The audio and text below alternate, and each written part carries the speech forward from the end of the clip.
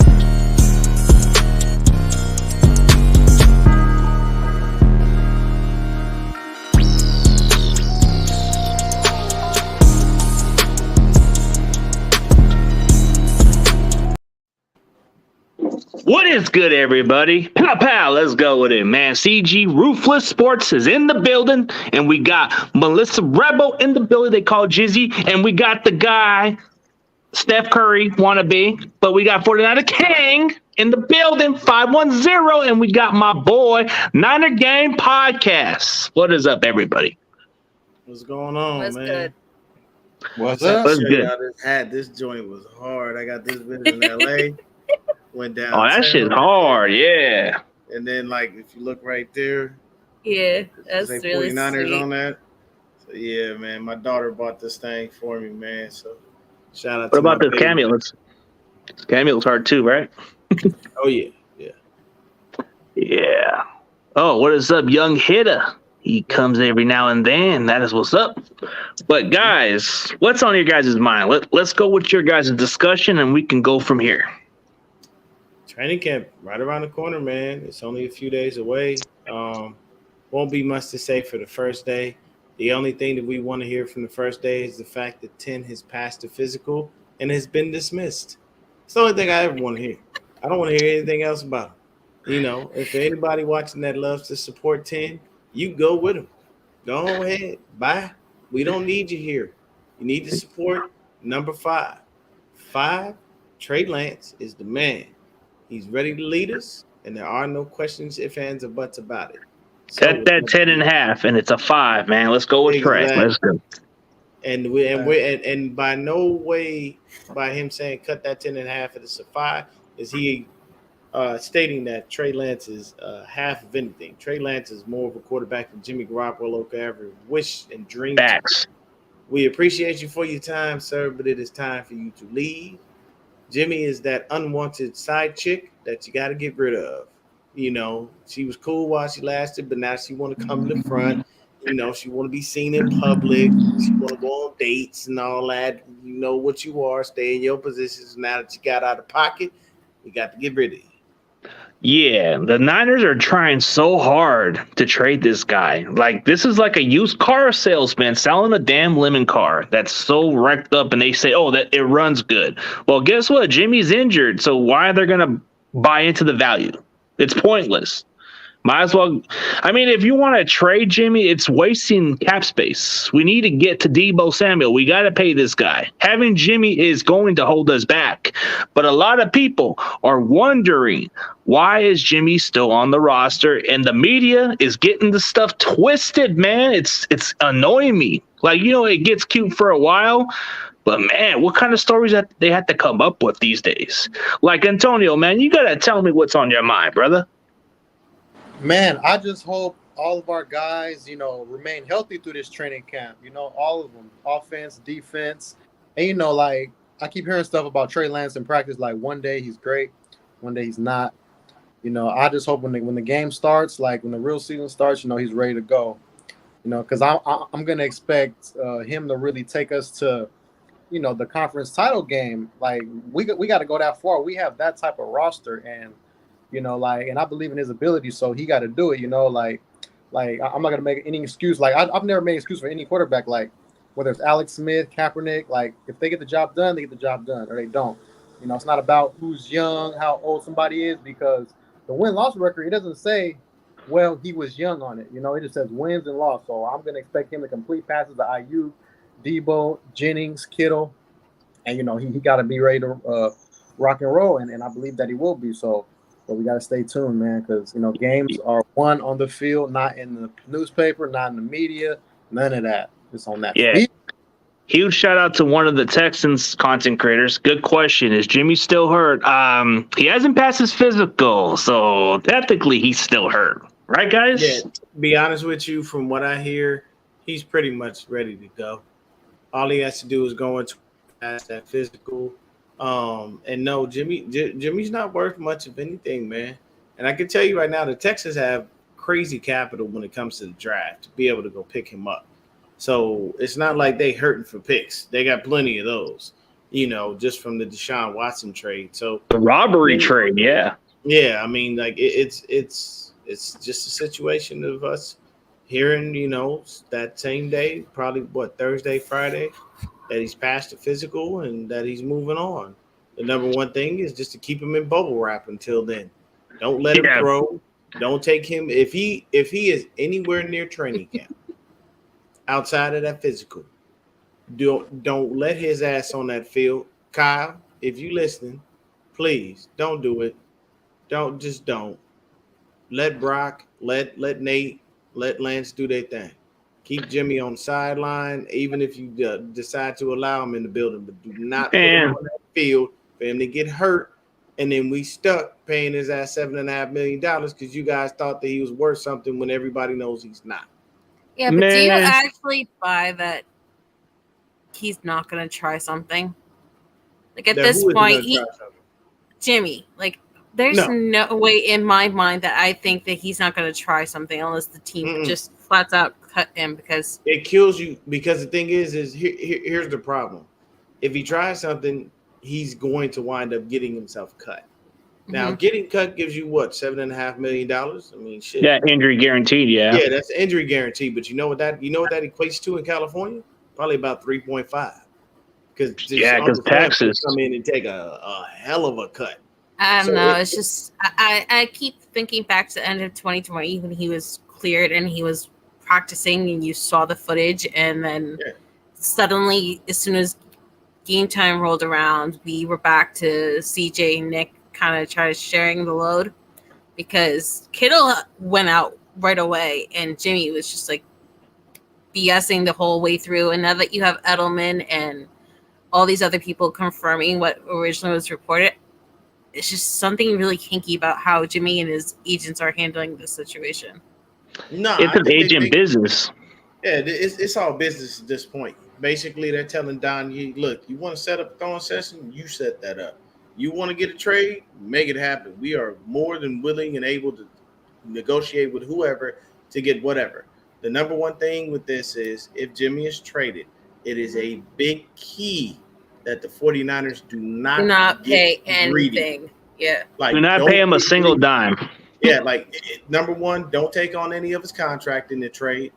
And, number two, do not get greedy. Jimmy Garoppolo is not worth the first round pick. Kyle and John. We are trying to fool those teams. At this point, we're trying to sucker them, but it's not working. Pick or something like. Yeah, and that's the thing. You can't sucker nobody into fake, like into BS. It's like a used car salesman's logic, bro. We're not fooling nobody. Who was that player that got traded like a month or so ago for a future fifth that could be a fourth? Baker Mayfield.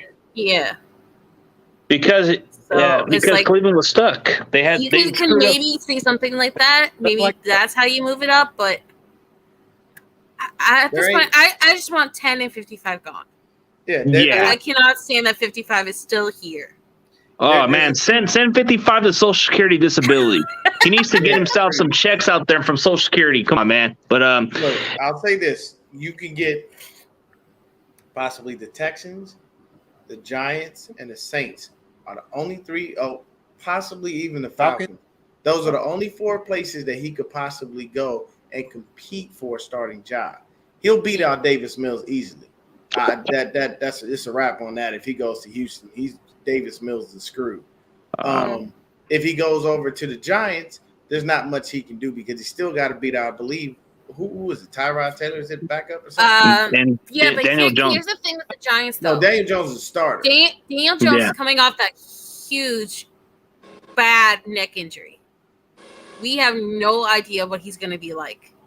And he can't stay healthy to begin with. So even discounting his neck injury from last year, the guy cannot stay healthy to save his own life. And Tyrod Tim Taylor, Carey. as much as I used to love him, like weird shit happens to him, like when his lung was punctured. Like, and with the brand new coaching staff, the Giants just make too much sense, but there's no way they're trading for it. I don't think his lung being punctured was an accident. I think they wanted Justin Herbert to start, and they was like, yo, we need Herbert to start. Y'all need to do something. So what they do, they said, look, we just going to go ahead and give him a little poke real quick. And look at that. Dang, Tyrod Taylor's got a puncture in the lung, and he can't start. What a coincidence. Oh, my God. Look at Justin Herbert. And Herbert ain't gave that job back since. They just, instead of them just making the shifts, they went that route. It's the same thing that happened in the Super Bowl years ago with the Broncos and the Panthers. It was very simple. They told Cam Newton, this is the sheriff's last ride. Go ahead, check your bank account. We'll get you on the back end. And they screwed him because he ain't got no Super Bowl and he ain't never been back. Yeah. I do not feel bad for Cam Newton. When you're like on the sidelines kicking your feet like a 3-year-old, crying and not even going to lunch for the ball when it gets nah. All right, Tony, what are you going to say? Hey, I think the Texans will be a pretty good situation. That's probably like the number one team because, you know, their GM was with the Patriots when they drafted Garoppolo. So he has ties there. And plus, you know, like as far as him taking money back with the Niners or whatever, I mean, he can make that back with the Texans because there's no state taxes out there. So maybe look at it like that from that angle. And he can clearly be the starter over there. So, and there won't be high expectations over there. So, yeah, but do you think Lovey would actually want to like risk his last chance of being a head coach with Jimmy Garoppolo? Jimmy Garoppolo has a winning record when healthy, but look at what the Texans got. Like, they got so much cap space. They got good situation. Like, Davis Mills can come just right in if Jimmy gets hurt. And then you look at the Texans, like, what is it? The AFC South to me is like, it's not that impressive division. All you have is the Tennessee Titans. That's the only good team in that division. The rest of them are pretty much like question marks. The Colts, they're very disappointing type of team in that division. The Jaguars, they are what they are, still rebuilding and whatever reason. And Texans, they were a playoff team a couple seasons ago. People forget about the team they got. Like, it's one of those teams that nobody even expects, and they make the playoffs out of nowhere. Like, the Texans, like, I get that we want to move on from Jimmy, but maybe this is a good way to sell Jimmy is to send him to Houston and say, Houston, Jimmy can win you games with the talent you guys got. Let's make a deal. How about yeah. There's that used car salesman in you again. But here's a fifth. Give us a fifth. Give us a fifth, and we can make a deal. And see, to me, to be honest with you, I wouldn't take anything less than a fifth for Jimmy Garoppolo. And I'm just keeping it a buck. Like, if somebody came to me and was like, "I'll give you a 7th rounder," I'd be like, "You got to be shitting me, man. I ain't asked you for a 1st rounder, but you got to at least give me a 5th, bro." If he gets off the roster at this point, that's all I want. Yeah, because the Texans could benefit this. Yeah, it's just taking him, restructuring his contract, and making sure that he winds up here. But, you know, give us a 5th, and then we'll celebrate it by drinking a 5th, you know? Right? Hey, I told everybody, man, I got something waiting. The minute I see that Jimmy Garoppolo has been, I don't care if I'm working, I will stop to go live on YouTube to celebrate the fact that throw champagne. Pang, like, people will look at me. I will literally go live on YouTube, and I'm gonna drop the link in the chat for anybody who wants to join me to celebrate. I'll go. But here's a good question: is Jimmy Garoppolo worth a hot dog with no bun? I disagree. He's worth a Jimmy John sandwich. Okay, there you go. I love Jimmy John sandwich. At least his value is worth that. Yeah, he can go Subway, whatever. Ultimate cheeseburger. He's worth that too. Be like, hey man, you have the winning record. You know, we gotta. You know, he'll turn you guys into that too. We gotta sell them. Nah, you can't. I mean that, and that's you can't sell Houston. Everybody's been sitting there watching it. What's going on, Crazy Juice? Yeah, what's going on, man? Everybody's been watching him, and the issue is nobody called for him in the offseason. Like, nobody. all those reports that we had were lies. Because John Lynch came out and shut them all down. He's like, nobody's called for him. Nobody said anything. So my thing is how do you continually try to sell a quarterback that nobody wants? And Kyle was at the owners meeting basically asking everybody, why y'all ain't called for Jimmy? All these open quarterback spots. And it's like, well, he just had shoulder surgery. We need somebody to go through OTAs and training camp and get ready for the season. So we're not going to invest in a guy that can't do any of that. You know what I'm saying? And then all they do is come out and give him praise and show him love. And we're not cutting Jimmy if he can't be traded. And it's like, what y'all don't understand is all that smoke y'all trying to blow up everybody else's ass. Ain't nobody No one's buying the I fluff. think there's a couple of teams that do want Jimmy, but they're just falsing it. You know, like maybe Houston Texans are trying to sell themselves by saying, "Oh, we like Davis Mills," and that kind of like gets them down the valley. Oh, the Seattle Seahawks. Oh, I like Drew Lock. I like Geno. We believe in him. They just want to wait until he gets cut. That's playing smart. That's smart. I would love for him to go to Seattle. You know why? Because our defensive line will eat him alive twice a year. Dre. That'd be several picks for Aziz. You know he can't see linebackers to save his life. Linebackers a ghost to him. He don't see him ever. So if he goes to Seattle, we will get to slaughter him 2 times a year. And could you imagine Nick Bosa just sacking Jimmy Garoppolo because we know again, and he doesn't have to say sorry. And at this point, there is no sorry anymore. You're just pathetic. And they have no offensive line, so they can't even chokehold Bosa. Like, there's no way you would stop him. Like all these people, all these fans, and I hate shitting on them, but the Twitter battle about how, oh, we want the Seattle Seahawks to finally be bad because now Russell Wilson's gone. Like, do you really think that Jimmy Garoppolo is going to make them a threat? Like, no. Nah, he is not like some magic maker that's gonna automatically make the Seahawks like a threat this year. Yeah, we'll see what Antonio says, man. Yeah, I'm just happy Russell Wilson's out of there, man. I mean, we still got to face him on primetime this year, and I don't want to lose him again on primetime, man. Like he was our, he's like a ghost to us, man. Like he was a Nightmare Before Elm Street quarterback, man. We had nightmares about that guy. We couldn't beat him even when we had great teams sometimes. You know what I'm saying? He still had a winning record. What was it, 2 wins at all? 2018 at Santa Clara with Richie James, and 2019 in Seattle. Yeah, Russ even 2020 and 2021, when you thought they were going to be bad, they still swept us. What's good, Brandon? What'd he say? You got shout out to Brandon. I ain't hear what he say about Trey. I did not. Yeah, I might need to check out that conference. Yeah, well, they supposed to speak tomorrow. Now tomorrow, see, here's the thing, and tomorrow is gonna take me right back to the same point that I've been making for months on end, and everybody hates me for it. People get mad and upset because they don't like my take on it. It's very simple. Somebody needs to ask Kyle. So Kyle, who's your unquestioned starter at quarterback? Yeah, people can shut up because here's gonna be the response. Well, I don't think I have to tell you guys that. I think you guys already know. Pull it up. Oh, pull it up. Okay, let me see. I was being slimy by just not coming out and saying it. Oh, wait, let me see. Saying, like, why is that so hard? It's slimy. Like, I love Denise, and I know Kyle's her boy, but he said it for Mullins. He said it for Jimmy. He said it for Hoyer. Like, at this point, why the hell can't you just say it's Trey's team definitively no matter what happens? How do I pull it up? How do I pull it up on Twitter? He said something about the Twitter. Hold up. Let me see. Shoot it to me, Brandon. Yeah, then I can just put it on there. I'll look at it. Yeah, dude, I don't know how to do that stuff. I've tried. It's not like I'm still slow on technology, even though I don't go on my laptop like all the time. I actually went on my phone today too. Yeah. Laptop has been kind of like lagging a little bit. So what camp battle, Antonio, are you looking to see?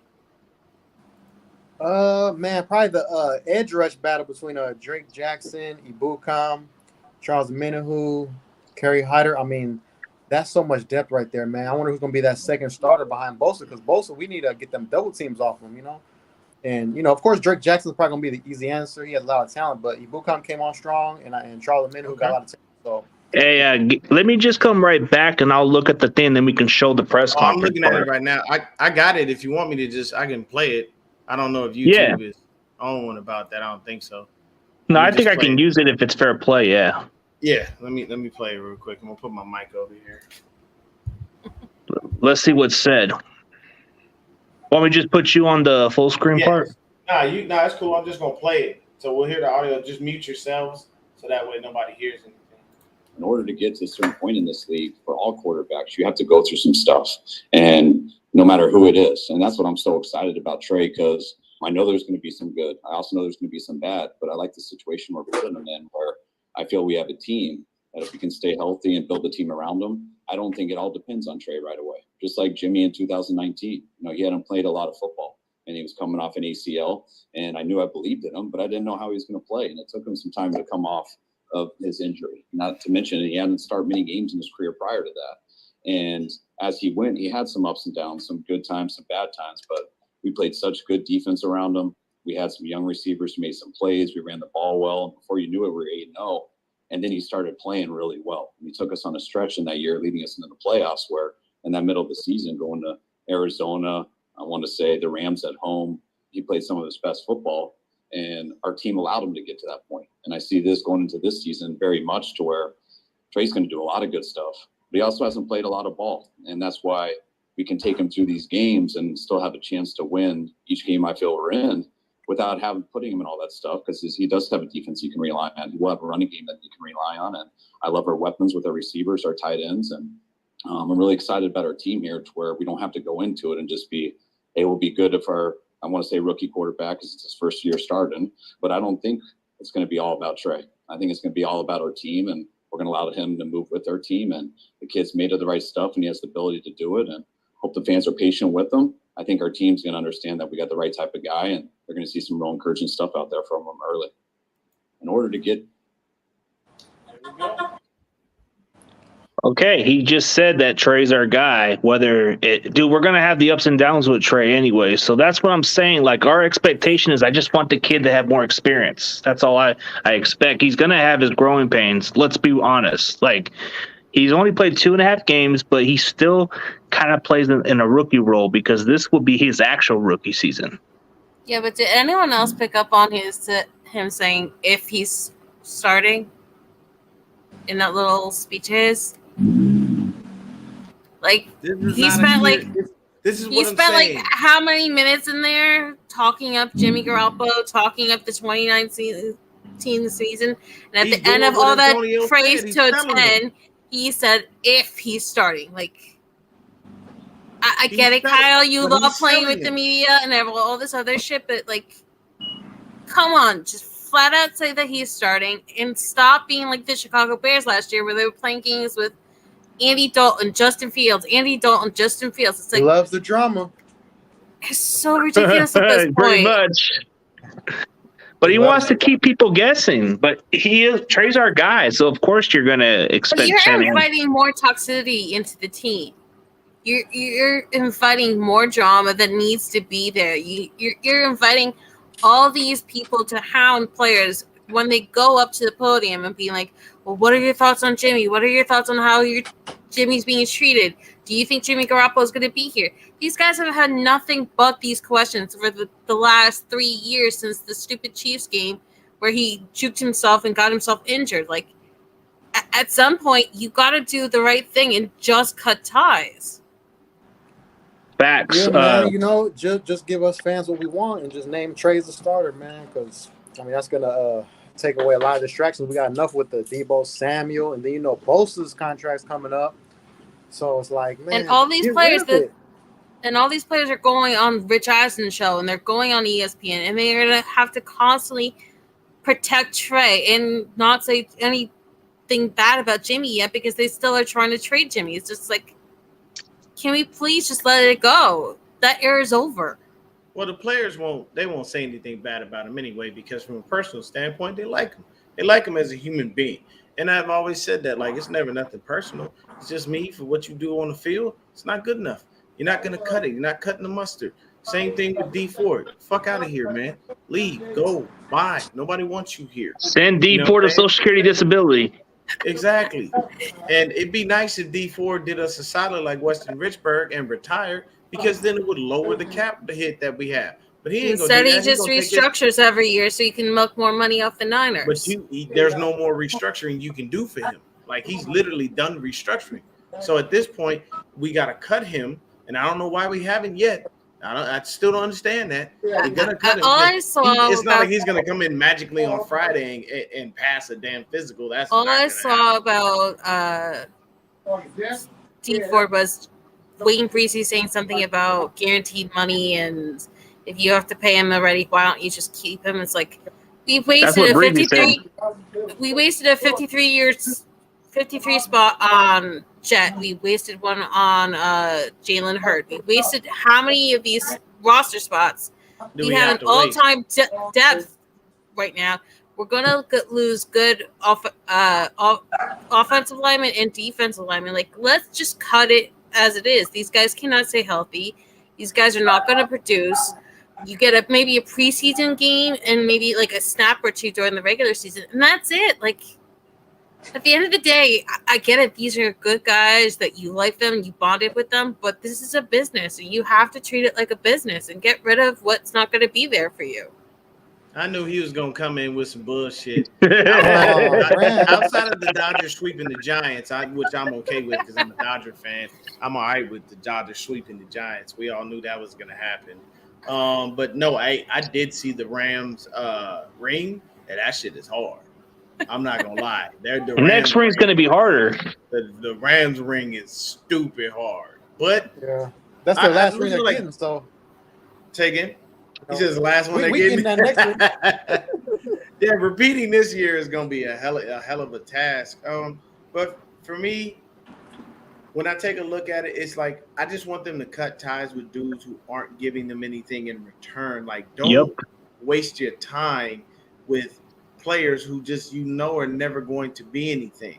Like, we had so many players here that we knew aren't going to be anything, and I think that's honestly John. He's got a soft spot for injured people because look how many injury-prone people we picked up since John. I think ridiculous. I think Pettis and Jalen for 3 straight years both on Kyle Shanahan's head because Kyle kept saying that Hurd and McKinnon and Pettis and CJ Beathard and that worthless dude. I think it was Joe Williams. Like Joe Williams, Kyle has a history here. You know, Compton, Ben Garland, and I think the worst bit was that he flat out said that he was going to get rid of KB before 19, and then everybody got hurt. Trent Taylor got hurt, Hurd got hurt, and it's just like, he just had to like. You gonna get rid of Mr. First Down or Mr. Touchdown, but you can't get rid of a dude that can't even get on the field. What sense are we making here, Kyle? Yeah, I need you to help. Yeah, he's got a special spot for everybody. KB did his thing while he was here, man. Much respect and much love to that dude. He's but Trent Taylor couldn't stay healthy to save his life. No, oh God, no. Yeah, Taylor would get injured, and then that foot injury just destroyed him because he had to have at least 3 or 4 surgeries just for them to get it right. They had the infection. His rookie season was okay, but nothing special. I also think that's a big reason why Kittle won't get his labrum worked on because he saw Gronk not only have the infection issue, he saw Taylor have the issue. I really believe in my heart that's why George Kittle doesn't want to get full correction surgery on his labrum. Yeah, no, he said he was going to play with that for the rest of his career, and then after that he would get surgery. He wasn't trying to fix it because of the time off that he would miss due to it. And he never wants to fall behind. Kittle's like that. For me, honestly, I'm gonna tell you right now, man. My favorite camp battle is gonna be these defensive backs. I want to watch these defensive backs. I want to see these young kids that we drafted, the UDFAs. I want to watch the DBs and the safeties. I mean, that's my favorite position. So Charvarius Ward. Yeah, but I mean, that's what I'm saying. I want to see what Charvarius Ward can be. I want to see if Jason Barrett's healthy. I want to see our D-lines. Training camp. You know what I'm saying? And if this D-line think about it like this: if Mhm. the depth on the D line is proper, so we rotate in fresh cats and keep going. Can you imagine how easy these DBs' life are going to be? It's real simple because the number one spot that we have open, honestly, is going to be the slot, and that is a big question mark on who is there. Yep, it I know is. everybody said Darqueze Denard, but I mean, Womack. we don't Womack Knight that we got undrafted. This Womack. know. Montrez, Lenore. I want to see Odom. Man, I want to see Lenore step it up because he's been put on the hot seat, man. I don't even know if he'll even make the roster. Like, I hate to say it, I'm sorry, Lenore's sister. I don't know if I don't even know if he'll make it. It's going to be a tough He's battle. like the sixth corner. He's like the sixth corner, but I'm tired of these injured guys, man. Because Yeah. I mean, even like we got the John Lynch stuff. He's had all these injured guys, just like Trim Balky. I love injured players. I love them. Torn ACL. so much. Drafting them. I paid Christian Kirk to set the board. Wait, you Check sound all like the me too. boxes. How are we? I set the board to pay Christian Kirk. You're welcome. Screw you guys. You fired me. Hey, I'm really. set the bar. I paid Christian Kirk, and now you're screwed up with Debo. Congratulations for screwing me over. I'm, AJ Jenkins is the next Jerry Rice. I'm really looking forward to seeing Tre'Davious Ward and Juwan Jennings in camp. Ever since that presser, that's like the one matchup I really want to see. Yeah, I want to see that one because Ward talks how good of a receiver he looks forward to facing. You know what? People are going to sleep on Jennings. I think Jennings gives you more of the Allen Robinson light, like the production. And some people may look at me and say, are you a little off drugs, bro? No. Hey, Allen Robinson's about the same size, same speed, can win the contested catches too, and he's physical. Jennings is the beast. He comes out of tennis. I'm gonna say this. Yeah, he led the college football on broken tackles, and he showed it, in the pro level, man. 6'3" breaking tackles like that. I don't care about a 4.7 speed. The guy can play. Thank you. That don't mean nothing to me. I don't care about you. Ain't Game speed, man. Quick. All you got to do is be able to catch the ball, and get your first downs. And if it's, I feel like if it's between Jennings and a safety and that end zone, good luck for that safety because he about to get his head blown off because Jennings will go in. I'll say this: when it comes to Juwan, he has a bit of an advantage. He's a bully over someone who's currently waiting on a check. If they don't sign Debo within the next couple of days, we go into training camp with Brandon Ayuk and Juwan Jennings is 1 and 2. Now, I've been saying that all off season. But I'm saying I got Rotus support. Yeah, Ayuk has already built a rapport with Trey Lance. So has Juwan. Debo has not so much. So here's Debo's more of a you wind up getting put behind the 8 ball because you don't have that rapport built with Lance, and he doesn't know how you move.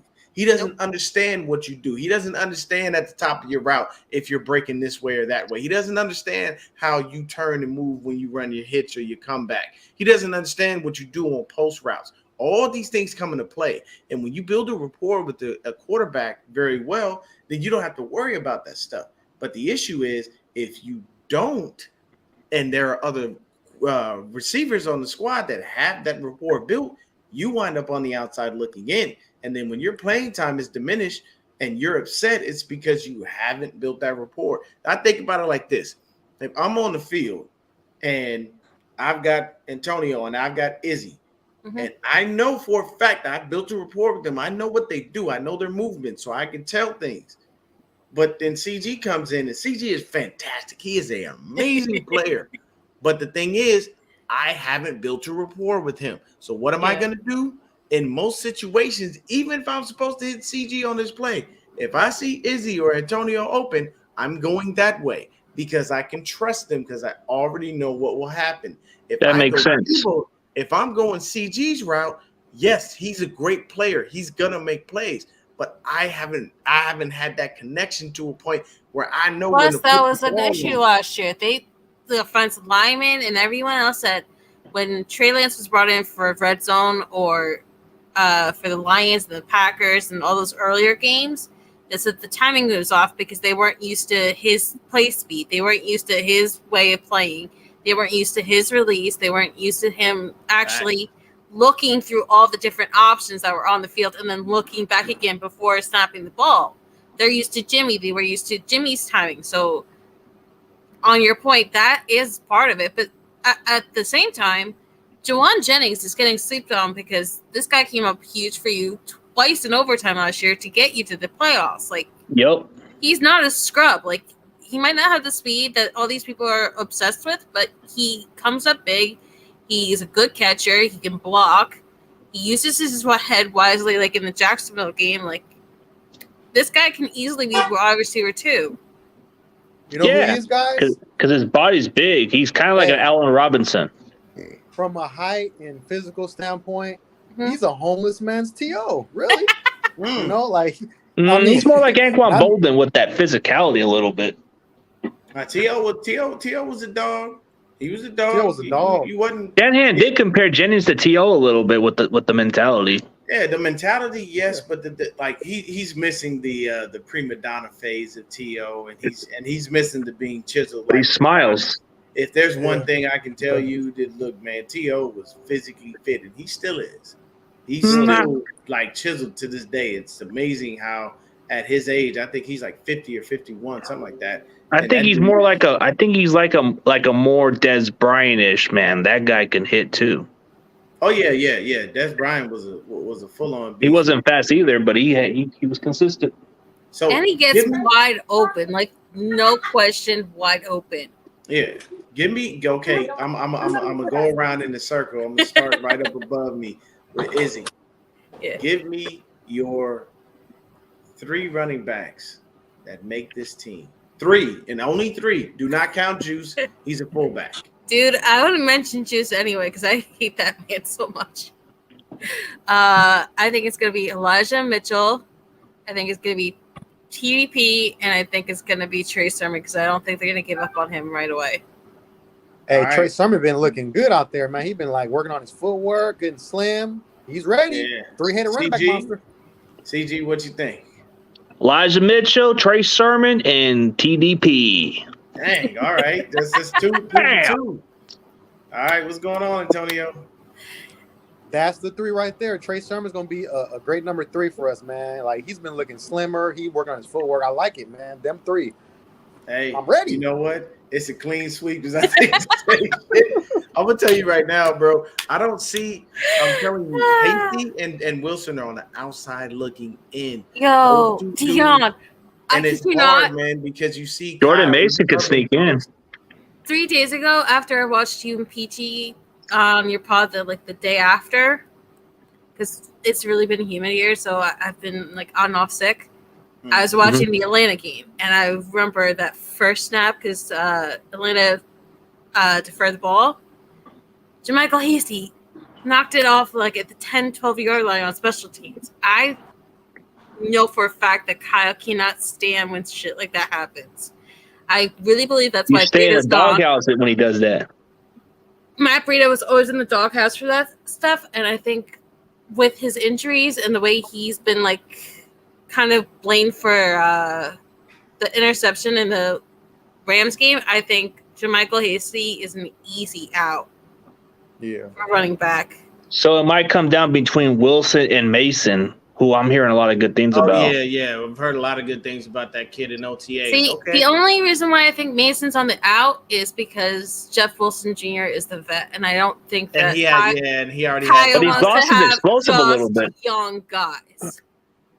Yeah. Kyle's one of those people. He does like a nice. He little likes at savvy least vet. one vet in every single room. And with the way Jeff Wilson Jr. came in twice for 2 different games and had his 1 touchdown when he wasn't even in the whole game, like something has to happen for that to kind of like be severed. So I see where you're going there. So I got another one for you. We'll start with CG. Who's our nickel back? Who's our nickel back, man?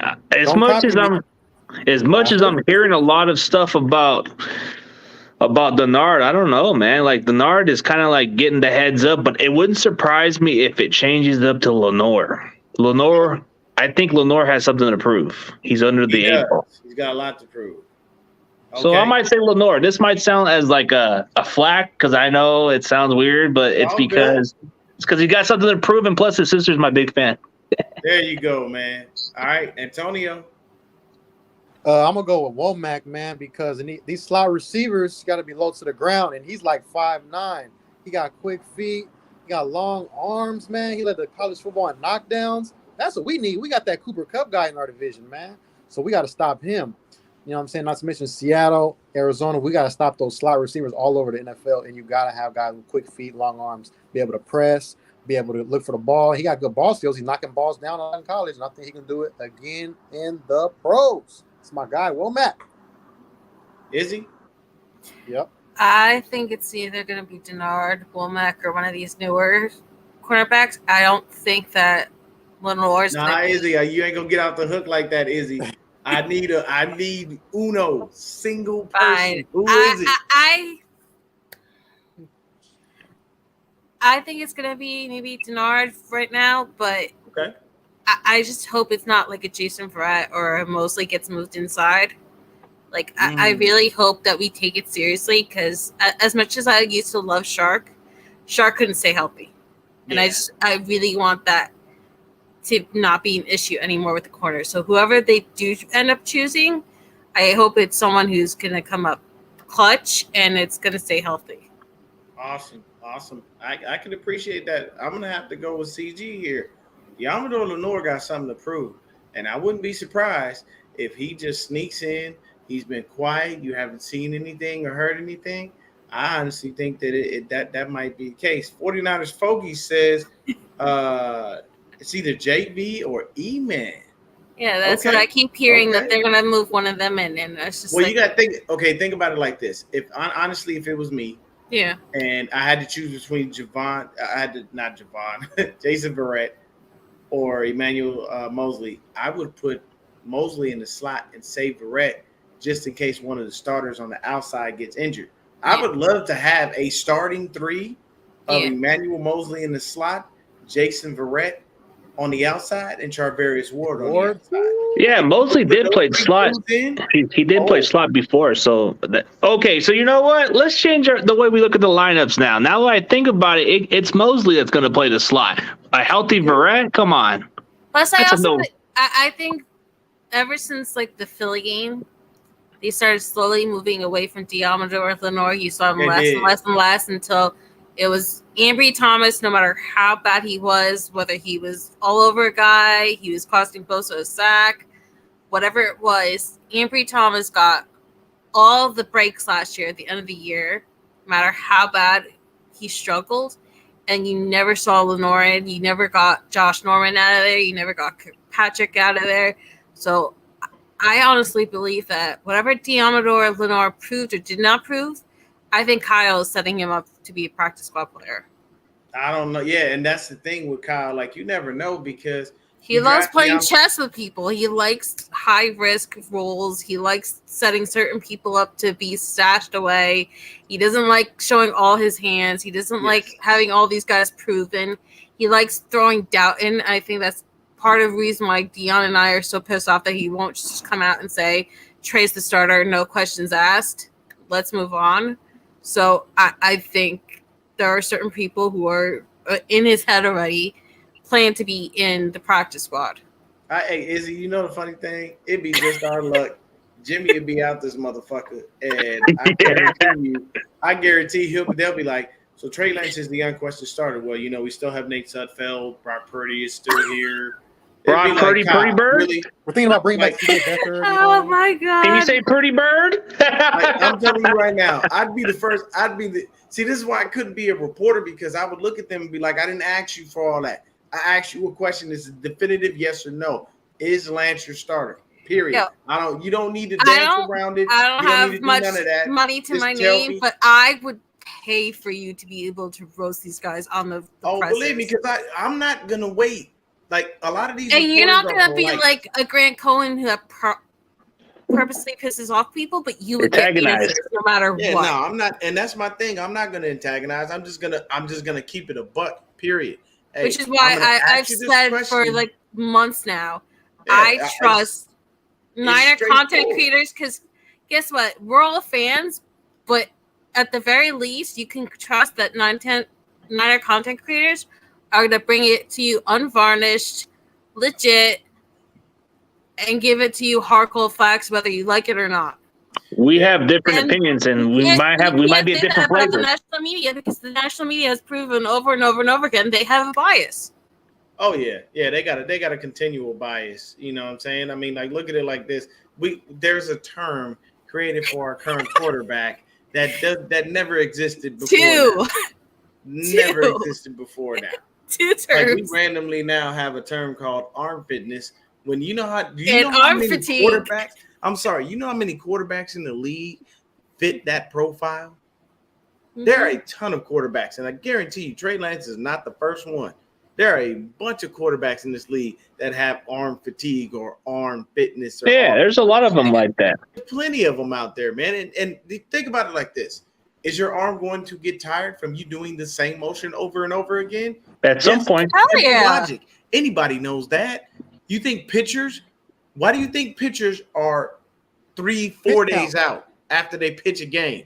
Because they don't know how much they're going to throw. But the thing that pisses me off about the media is they're not even investigating it on their own. They're taking the word of a few. This is all here. They're taking the word of a few people who have an agenda, and they're just rolling with it, like the Mac Jones thing. Chris Sims is close to Kyle Shanahan, so when Chris Sims it was trading up for Mac Jones, everybody ran with it because they're tight. They have the matching tattoos. Chris Sims must know something. Like, what I'm gonna do? Like, no. Do you want to win or play it safe? I want to win it. I really believe, especially on ESPN, they are so effing butthurt that Adam Schefter was made to look like a fool by guaranteeing that it was going to be Mac Jones at 3. That I think they have like beyond an agenda to screw over. They got a little vendetta against us. I can agree with that. But this is what I'll tell you. So when he asks, do we want to play it safe or do we want to win? Mm-hmm. We want to win. We want to win at all costs. We don't care how we get the win. I don't care if it's by 1 or by 50. A win is a win. And the number one thing, this is what I won't, this is what I will not do, and this is what I will not allow. Hey, what's happening with you? I think that's Cy Jin. Yeah, he's in Seattle. He comes on the NFC West Network streams all the time. Okay. Hey, man, good luck this year. Y'all gonna need it, goddammit. Y'all really gonna need it because y'all ain't got no. Hey, Polo's smiling, man. Y'all ain't got shit. Hey, you guys need a lot of luck with Jamal Adams. Yeah. I think the best thing the Jets ever did was get rid of him. Oh, this is a good one by Shifty. This is a really good one. Yeah, I think it comes down to matchups for the nickelback. If Cup is in the slot, I want E-Man or Charvarius. If it's a smaller wide receiver, I like Ambry, Denard, or JV. Here's the issue with that. E-Man does match up better. It's a great point, but here's the thing. You'll never catch Charvarius in the slot. He is a starting he plays corner. Outside. They pay him like a starting corner. He'll be on the outside. That's never going to happen. I don't want Ambry Thomas anywhere near the slot, and I'll tell you why. Because Ambry Thomas is not the quick twitch kind of guy that you put in the slot. He doesn't have that. To me. You'll have to have. I can see either JB or E-Man, but I'm telling you right now, Ambry Thomas is not a slot defensive back. Yes, his progression was probably unlike no other because his first game was hot ass garbage. His second game was just garbage, and then like from then on, he just went on an upward trajectory, which is usually never seen in the NFL. But I don't think that's the case as far as putting Ambry Thomas or Charvarius Ward in the slot. I think E-Man or JB would probably be there and be better for it. A lot of talk around Darqueze Denard, but honestly, hey, thanks, man. We'll see what happens. I mean, thank you. Those are two goats right here on my shirt, man. Rice and Sanders. Oh, go ahead, yo. Oh yeah. Show the shirt, man, because I guess he was giving you a compliment. Yeah. I'm telling you right now, great. Man. Yeah, you did put him up there. There it is. What's up there? It's awesome right there, man. Man, who would have kept Dion, right? Who would have kept Dion? But yeah, you know what? For 49ers Fogle, we want to win, bro. We don't want to play nothing safe out here. Hell no. We don't. Playing it safe is more like we're afraid. Yeah. Like, why would you want to play it safe? Exactly. We gotta stop playing risk safe it all.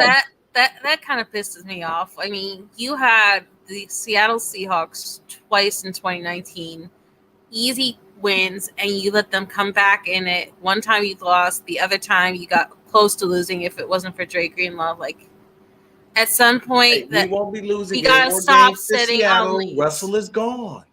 Russell. We're is gonna gone. make Drew Luck look like We don't Fitzpatrick have out to there. worry about The Packers game last year, we played it cute. We got the ball, we got points, and then we give it back to Aaron Rodgers, and we can't put teams away sometimes, and it really irks me. Mm-hmm.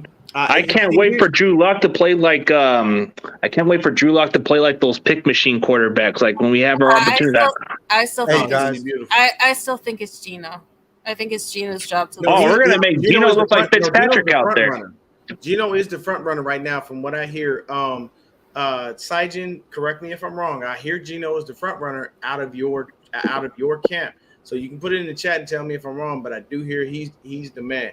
And Russ did check out a couple years ago because y'all never would give him no damn offensive lineman. It's funny when he's finally traded and he leaves, the first thing that y'all do is draft a damn offensive lineman in the first round. Should have been a long time ago.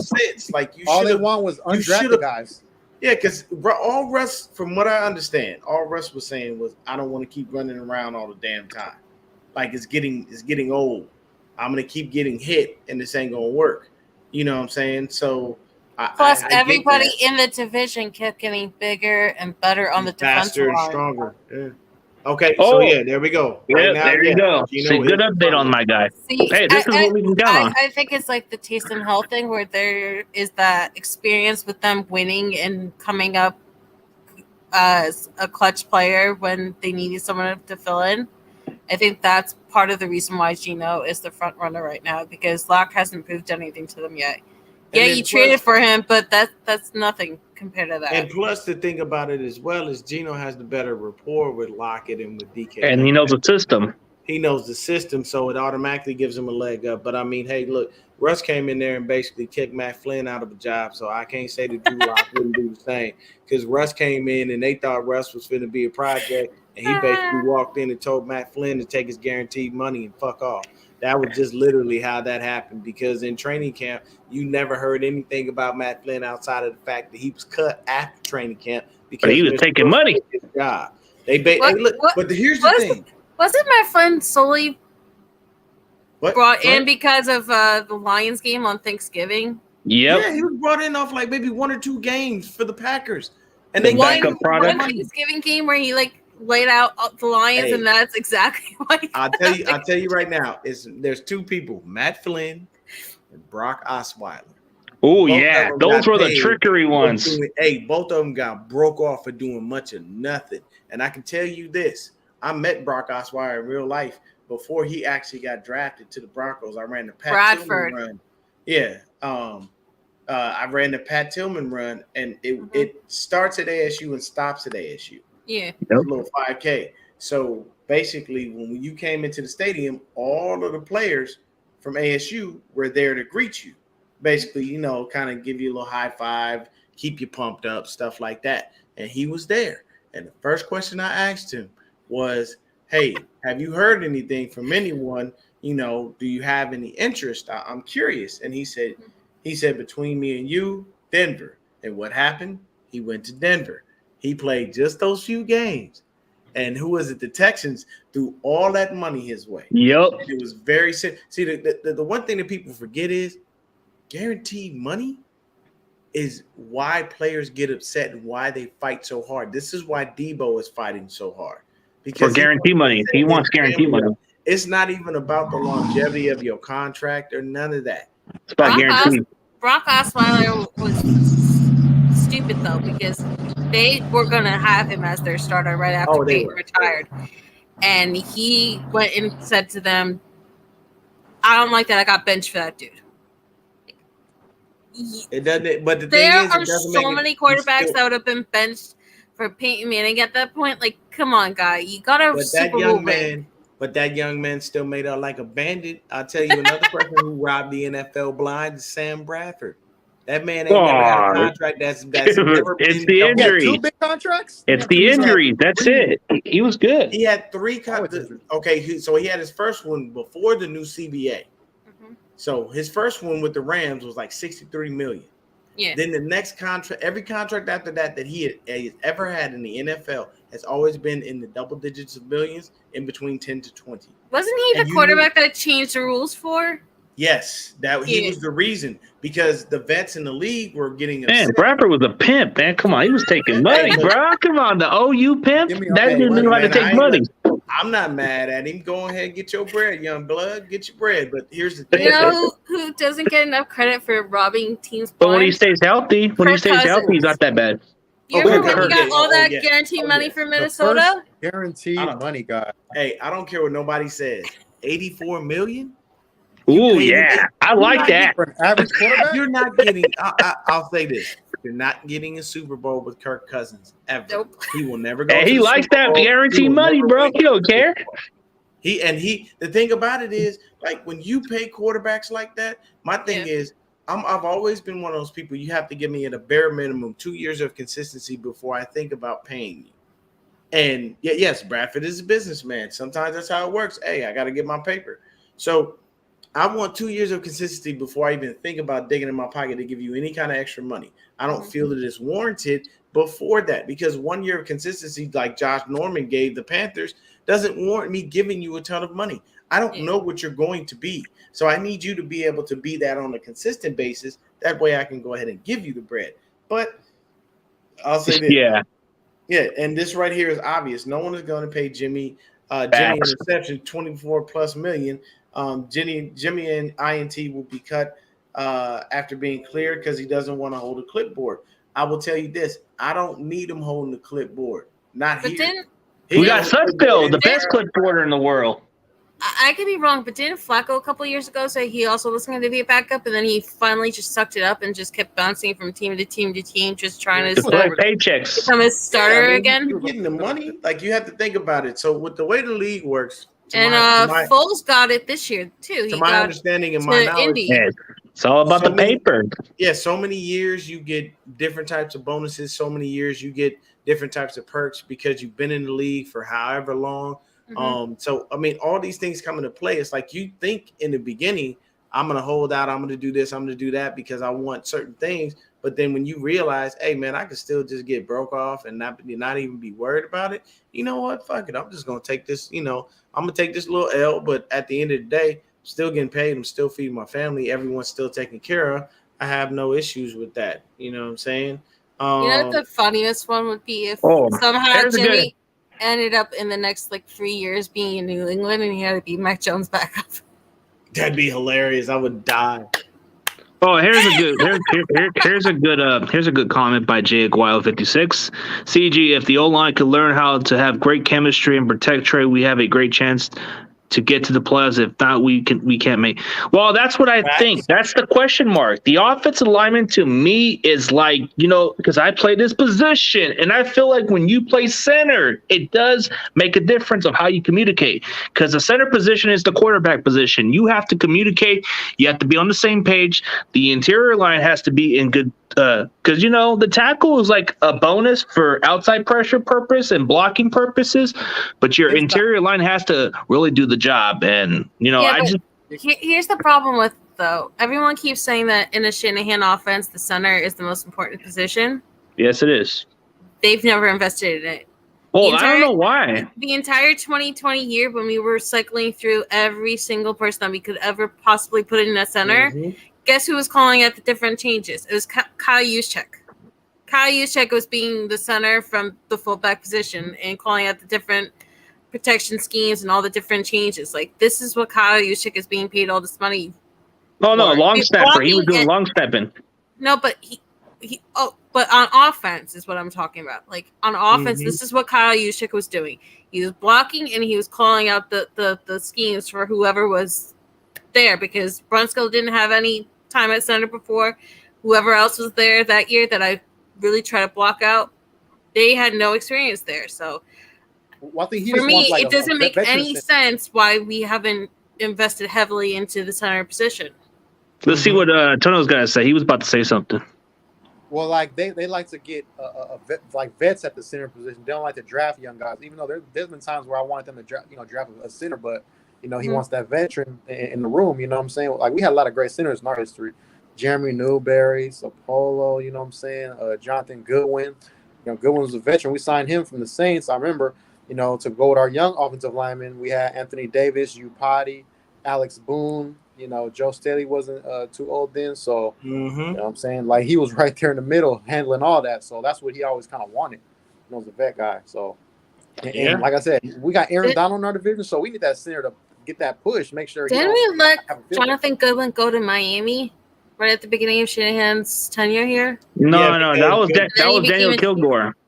Oh, Kilgore, yeah. Oh, that's right. That was Kilgore. Even though, see, the thing you guys say we don't value center, but I think Shanahan values the veteran experience. Like some of the guys that we bring in, they're not the flashy one. Like, okay, like we paid for Richburg, which we thought he was a coveted center position, but he never said us bringing in giant players. Yeah, I want to punch my father in the nose repeatedly every time we talk about a single giant player who came here. Okay. So I love my father, but he pisses me off. Yeah. He always brings up Kyle Williams, and he always brings up Manningham and Jacobs and how much we paid those two assholes. Hey, I thought about it just now. I heard this on Breezy's show. Shout out to Nitty Gritty Niners. I guess there's some interest from OBJ in us. I've heard rumors during the draft. We don't need that receiver. I don't buy it. Another injured guy, huh? Yep, that's right, man. That's right. You know where Odell Beckham's gonna end up being, where he didn't go last year? He's gonna end up becoming a Packer. Who? Odell Beckham is gonna become a Packer. I think he would need that could be because Rodgers could push for it. Think about it like this, and I'll just hear me out, because I'm not going to stick on another team for very long. If you put Odell Beckham Jr. And Christian Watkins out there, and if the Packers pull their head out of their ass and just give Amari Rodgers, just give him the slot. Yeah, but Dan, that's never going to happen. It would be a nightmare to deal with, because you already know what OBJ is if he's healthy, and Christian Watkins can definitely develop. And Amari Rodgers has just been sitting on the bench, rotting away. And he's going to keep rotting away just like Jordan Love. Because my brother is cheesehead, so I deal with this nonstop, 24/7, 365. Okay, so Aaron Rodgers, when he was asked about his receivers, he mentioned every single vet, Sammy Watkins, Alan Lazard, who's sitting out or was sitting out. He mentioned Randall Cobb, who can't stay healthy to save his freaking life. He mentioned every vet, and he left off Watkins, and he left off Amari Rodgers. Like, everybody in the media keeps saying that the Packers have to invest in young receivers. But Aaron Rodgers does not want to train another young receiver. Yeah. So these guys are being drafted there, and they're going to sit on the bench just like Jordan Love. And unlike Jordan Love, they don't deserve it.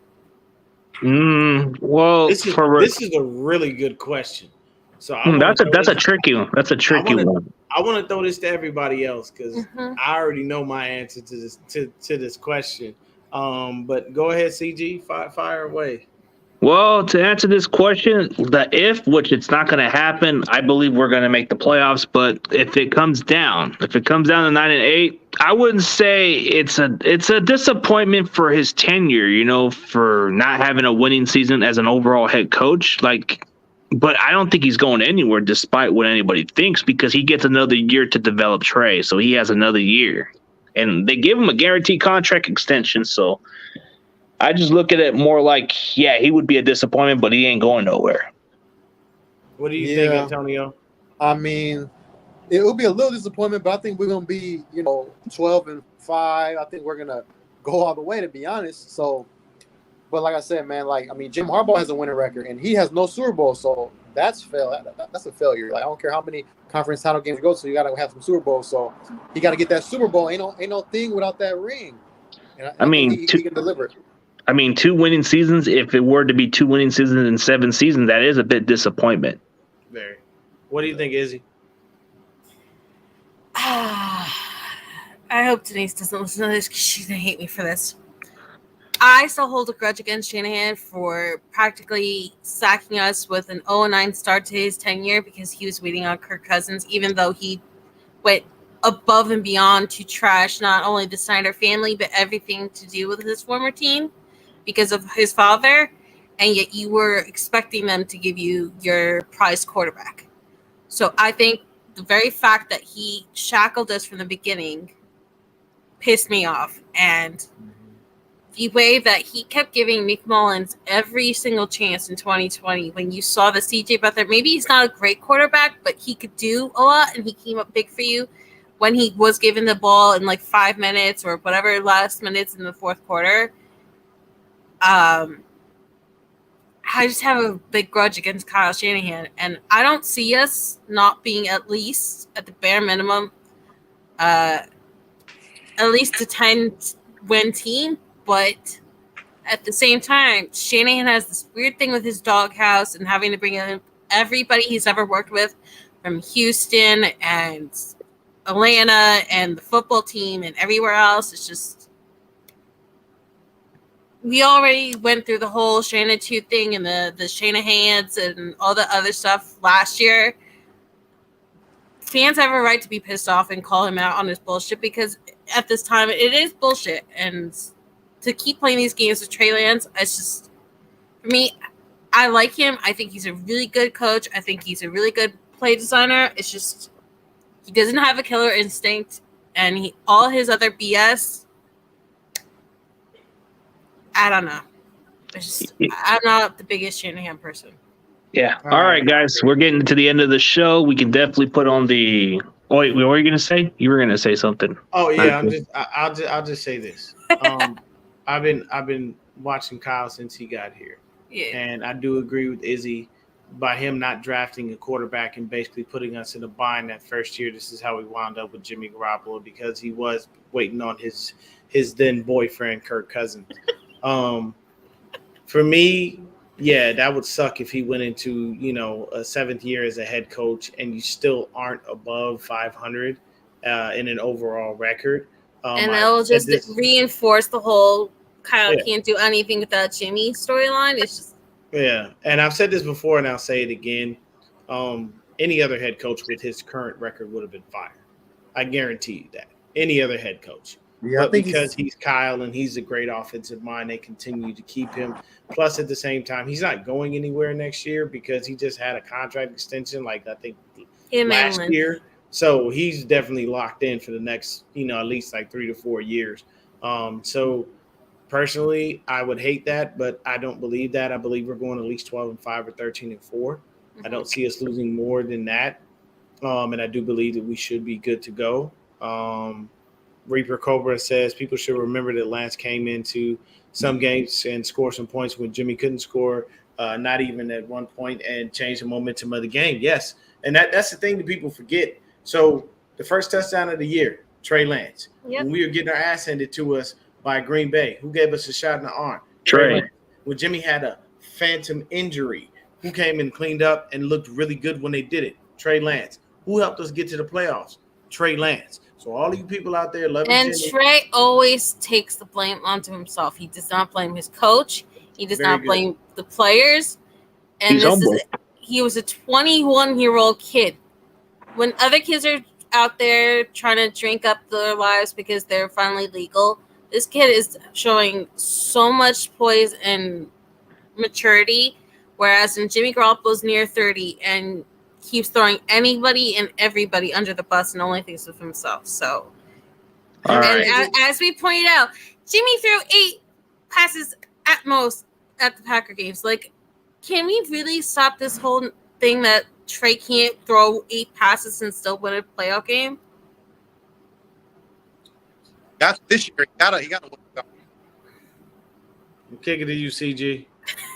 Yeah, guys. I gotta get going pretty soon. But what were you gonna say, Antonio? You can say one last thing before I end it, man. Yeah, man. Holmes is 27. My favorite player.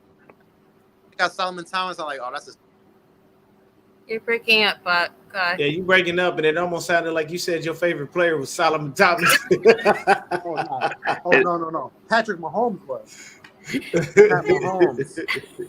He was my favorite player in that draft, man. Solomon Thomas looks pretty decent with the Raiders now, but Mahomes was that dude, man. Special talent. But yeah, man. Niners training camp this Saturday. I'll be there. Can't wait. For sure. Let me give you guys the last intro so you guys can end on the high note. It's going to be Izzy first. She can say what she wants to say. I cannot wait for camp to start. We're going to have a really good competition, and we're finally over the waiting, so let's go. Hell yeah. And then we got Not a Game Podcast, Dion. Hey, man, you know what I'm saying? Check the channel out. Definitely, if you ain't already, hit that like and hit that subscribe button. Do it for CG Ruthless. Make sure you check mine out, man. Continue to bring you content throughout the season. Yes, sir. Yeah, let's get it. And my boy, Fortnite King.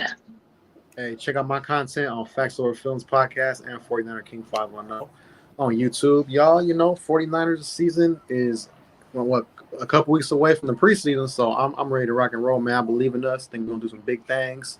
The Rams, they're gonna be behind us. They're not gonna be as good as us. I guarantee that. I can't wait for we face them. We get payback. But yeah, y'all have a good night. All right. As always, CG Ruthless Sports and the entire 49ers Round Check is out, and I'll see you guys next one Monday. Yes, sir.